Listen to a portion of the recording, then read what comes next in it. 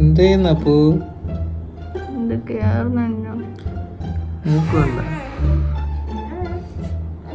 A few moments later.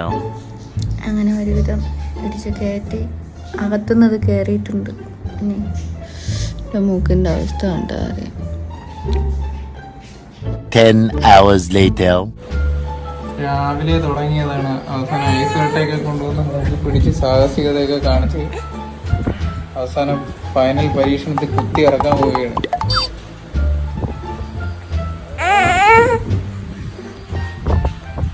അയ്യോ